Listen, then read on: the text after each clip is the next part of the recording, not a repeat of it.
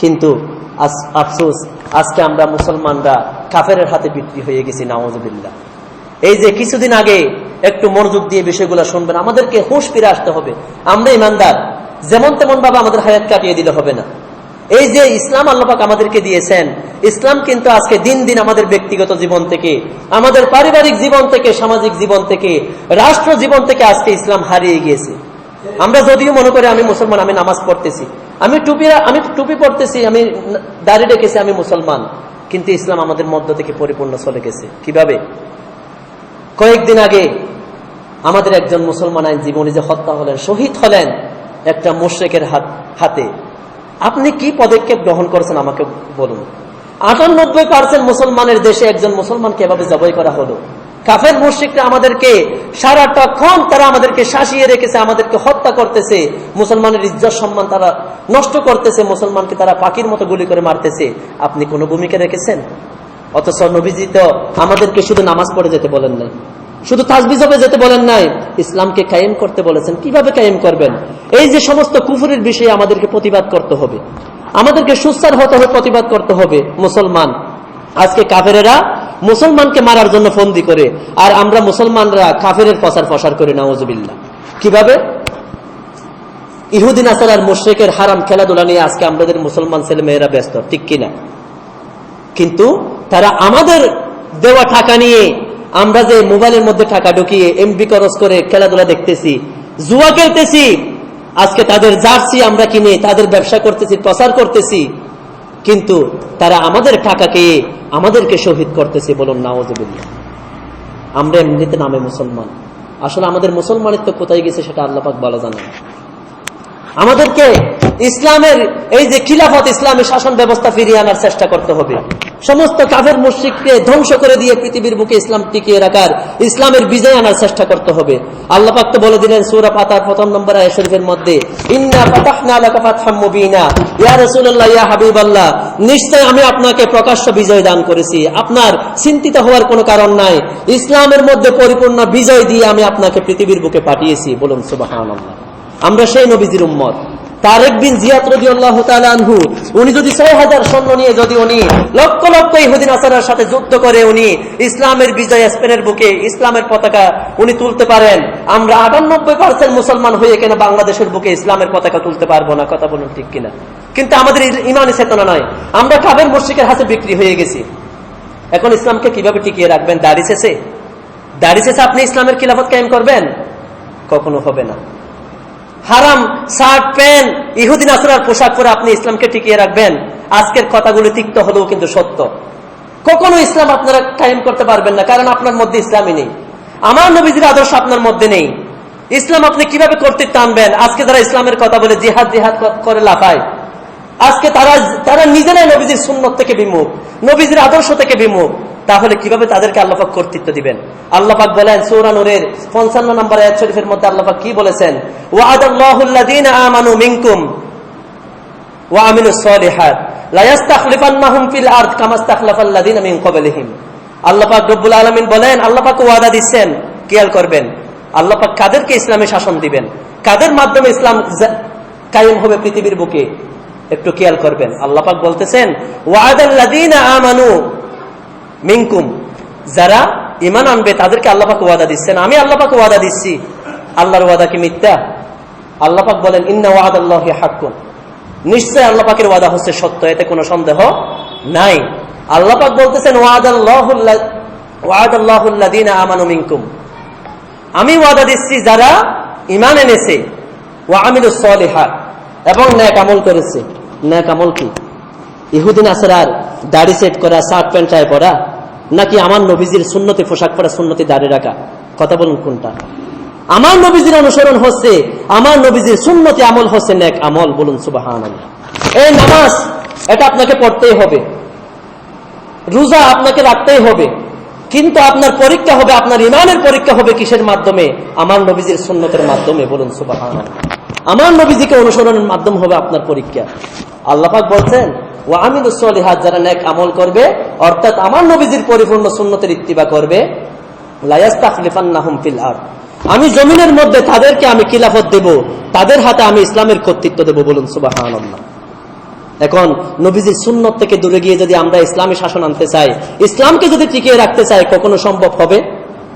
আল্লাহ পাক বলেন কামাস্তাখলাফাল্লাযীনা মিন ক্বাবলিহিম, যেভাবে আমি পূর্ববর্তীদেরকে খিলাফত দিয়েছিলেন, সাহাবায়ে কিরাম উমর রাদিয়াল্লাহু তাআলা আনহু, আবু বকর সিদ্দিক রাদিয়াল্লাহু তাআলা আনহু, উসমান রাদিয়াল্লাহু তাআলা আনহু, হযরত আলী রাদিয়াল্লাহু তাআলা আনহু যেভাবে নবীজিকে পরিপূর্ণ অনুসরণ করার কারণে ওনাদেরকে যেভাবে খিলাফত দিয়েছিলেন, ইসলামী শাসন দিয়েছিলেন, তেমনি ভাবে তোমরাও যদি ঈমান আনতে পারো এবং আমার নবীজিকে যদি পরিপূর্ণ অনুসরণ করতে পারো, তাহলে আমি তোমাদেরকে ইসলামী শাসন দেব। বলুন সুবহানাল্লাহ। প্রিয় হাজিরিন, আমার নবীজি এমন একটি জিহাদ, এমন একটি যুদ্ধ মুশরিকদের সাথে ঘোষণা করে দিয়েছেন, যেটা হচ্ছে গজওয়াতুল হিন্দ। সেটা বেশি দূরে নয়। এই মুশরিক দেশটা ভারত, আজকে এই হিন্দুরা মুসলমানকে এমন ভাবে নির্যাতন করতেছে, এমন ভাবে নিপীড়ন করতেছে, মুসলমানকে হত্যা করতেছে, মুসলমানের মধ্যে সমস্ত বেদাত বেশরা এই যে হারাম কাজগুলো এমন ভাবে প্রবেশ করে দিয়েছে। আজকে আমরা মুসলমানরা আমাদের চিন্তার মধ্যেও নেই, আমরা তাদেরকে এভাবে দিন রাত অনুসরণ করতেছি। বলুন নাউজুবিল্লাহ। আমি ঘুমাতে যাব, তাদের গান শোনা আমি ঘুমাচ্ছি, নাউজুবিল্লাহ। আমি একটা হিন্দুকে, আমার বাজারের মধ্যে একটা হিন্দুর দোকান কিন্তু কখনো ব্যবসা বন্ধ নাই, কথা বলুন ঠিক কিনা?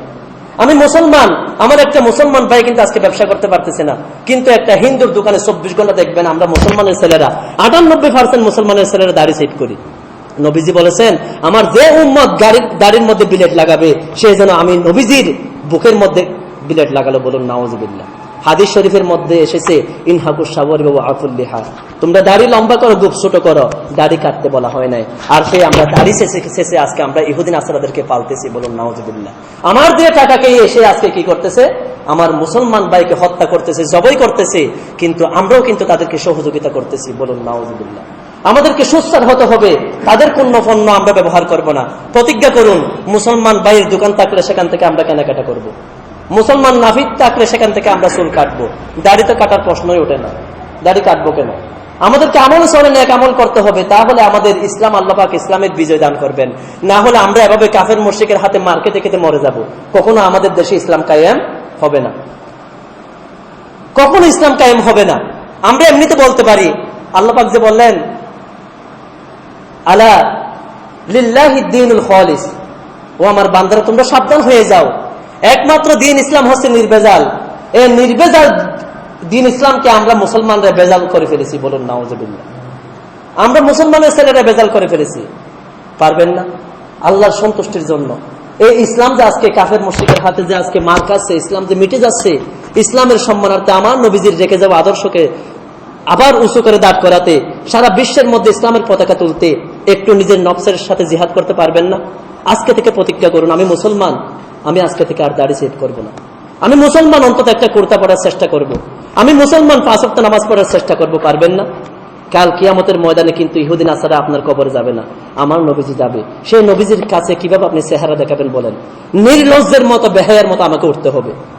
আমরা নবীজির আশেক দাবি করি, নবীজির উম্মত দাবি করি, কিন্তু আমরা নবীজির আদর্শ আজকে আমরা বলে গেছি। নাউজুবিল্লাহ। প্রিয় হাজিরিন, সারা দেশের মধ্যে অতি শীঘ্রই এমন একটা খিলাফত কায়েম হবে, খিলাফত আলা মিনহাজিন নবুওয়া, নবুয়তের দৃষ্টিতে খিলাফত। আবার এই দেশের ক্ষমতার জন্য নয়, শেয়ারের জন্য নয়, সারা বিশ্বের জন্য, শুধু বাংলাদেশের জন্য নয়। শুধু বাংলাদেশে ইসলাম কায়েম হবে তা নয়, এমন একটা খিলাফত কায়েম হবে যেটা সারা বিশ্বের মধ্যে কায়েম হবে। এই খিলাফতের জন্য আপনারা প্রস্তুত থাকুন।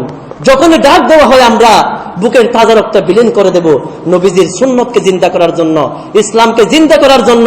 কাফের মুশরিকের গলার মধ্যে প্রয়োজন আমরা ছুরি চালাতে দ্বিধাবোধ করব না, তারপরেও আমরা আমাদের ইসলামকে মিটিয়ে যেতে দেব না। কথা বলুন ঠিক কিনা? এটার জন্য প্রস্তুত থাকুন। প্রস্তুত থাকার দুইটা মাধ্যম, প্রথমে আমাদেরকে খালিস ইমানদার হতে হবে, দ্বিতীয়ত আমাদেরকে বেশি বেশি নেক আমল করতে হবে। না হলে আমাদের মাধ্যমে কখনো আল্লাহ পাক ইসলামকে টিকিয়ে রাখবেন না। আমরা যদি ইসলামের বিজয় চাই, ইসলামকে যদি সুন্দরভাবে সারা বিশ্বের মধ্যে যদি আমরা প্রতিষ্ঠা করতে চাই, আমাদের একটাই কাজ, সদা সর্বদা সর্বক্ষেত্রে আমাদের নবীজিকে পরিপূর্ণ অনুসরণ করা। তাহলে আল্লাহ পাক বলেন লা ইস্তাখলিফান্নাহুম ফিল আরদ, জমিনের মধ্যে আমি তোমাদেরকে খিলাফত দেব, কর্তৃত্ব দেব, ইসলামের শাসন দেব। বলুন সুবহানাল্লাহ। খিলাফত কাকে বলে জানেন? 1 মিনিট শুধু মনোযোগ দিয়ে শুনবেন। খিলাফত তো আমরা চাই না, আমরা তো এমনিতে হায়াতটা কাটিয়ে দিতে চাই। খিলাফত হচ্ছে এমন একটি ব্যবস্থা, উমর ফারুক রাদিয়াল্লাহু তাআলা আনহু বলেছেন ওনার খিলাফত কালে, আমার ফুরাত নদীর তীরে যদি, ফুরাত নদীর সেই ইরাকে মদিনা শরীফ থেকে ইরাক অনেক দূরে, সেই ফুরাত নদীর তীরে যদি একটা কুকুরও না খেয়ে থাকে, মারা যায়, তাহলে কাল কিয়ামতের ময়দানে আল্লাহর কাছে আমাকে জবাবদিহিতা করতে হবে। তার মানে উমর রাদিয়াল্লাহু তাআলা আনহুর খিলাফতের সময় ফুরাত নদীর তীরে একটা কুকুরও না খেয়ে মারা যায়নি, বলুন সুবহানাল্লাহ। এমন ইনসাফ রক্ষা হয়। আজকে আমাদের এখানে মুসলমানরা খাবার পায় না, অভাব অনটনের মধ্যে থাকে, একটাই কারণ, খিলাফতের ব্যবস্থা নাই। সেই খিলাফত দেশকে যদি সুন্দরভাবে পরিচালনা করতে চায়, সবার যদি সমান অধিকার আমরা রাখতে চাই, সমস্ত গরিব দুঃখী সবাই না খেয়ে থাকবে না, সবার যদি সমান অধিকার আমরা চাই, তাহলে এইরকম একটা সোনালী যুগ, সুন্দর যুগ যদি আমরা চাই, বলা হয়েছে খিলাফত যখন কায়েম হবে আর যাকাত গ্রহণ করার লোক থাকবে না, সবাই বড় লোক হয়ে যাবে, বলুন সুবহানাল্লাহ। এইরকম জীবন যদি খিলাফতের জীবন যদি আমরা চাই, আমাদেরকে বেশি বেশি আমাদেরকে কি করতে হবে? নবীজির অনুসরণ করতে হবে। কাজেই আজকের আয়াত শরীফের মধ্যে এটাই আল্লাহ পাক বলেন, আল্লাযী জাআ বিস-সিদকি, যিনি সত্য নিয়ে এসেছেন, যে নবীজি সত্য দিন ইসলাম কোরআন হাদিস নিয়ে এসেছেন, ওয়া সাদ্দাকা বিহি, এবং যারা সেই নবীজিকে গ্রহণ করেছেন, দিন ইসলামকে গ্রহণ করেছেন, কোরআন সুন্নাহকে গ্রহণ করেছেন, উলাইকা হুমুল মুত্তাকুন, তারাই হচ্ছে মুত্তাকি, তারাই হচ্ছে পরহেজগার, তারাই হচ্ছে আমি আল্লাহর নেককার বান্দা, বলুন সুবহানাল্লাহ। লাহুম মা ইয়াশাউনা ইনদা রাব্বিহিম, তারা আমি আল্লাহর কাছ থেকে যখন যা চাইবে আমি আল্লাহ তাদেরকে তাই দিয়ে দিব, বলুন সুবহানাল্লাহ।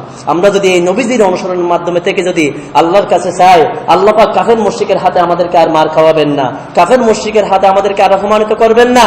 আমাদের ইসলামকে আপনি সারা বিশ্বের মধ্যে ইসলামী শাসন ব্যবস্থা করে দিন। আল্লাহ পাক সাথে সাথে আল্লাহ পাক ওয়াদা দিচ্ছেন, আমাদেরকে সাথে সাথে আল্লাহ পাক সেটা দিয়ে দিবেন, বলুন সুবহানাল্লাহ। যালিকা জাযাউল মুহসিনিন। আর যদি আমরা এটা পেয়ে থাকি, আমরা যদি ইসলামী শাসন যদি প্রতিষ্ঠা করতে পারি, এটা হবে আল্লাহ পাকের পক্ষ থেকে আমাদের জন্য মহা পুরস্কার, বলুন সুবহানাল্লাহ। আল্লাহ পাক রব্বুল আলামিন আমাদের সবাইকে আজকের আলোচনাগুলো বুঝে মনে রেখে আমল করার, বিশেষ করে কাফের মুশরিকের সাথে সদা সর্বদা তাদের খিলাফ করার, ইসলামী জীবন যাপন করার, নবীজিকে পরিপূর্ণ অনুসরণ করার তৌফিক দান করুন। সকলে বলুন আমিন। ওয়া আখিরু দাওয়ানা আলহামদুলিল্লাহি রাব্বিল আলামিন। যারা 4 রাকাত সুন্নাত নামাজ পড়েননি, 4 রাকাত ক্বাবলার জুমা পড়ে নেন। আসসালামু আলাইকুম ওয়া রাহমাতুল্লাহি ওয়া বারাকাতুহু।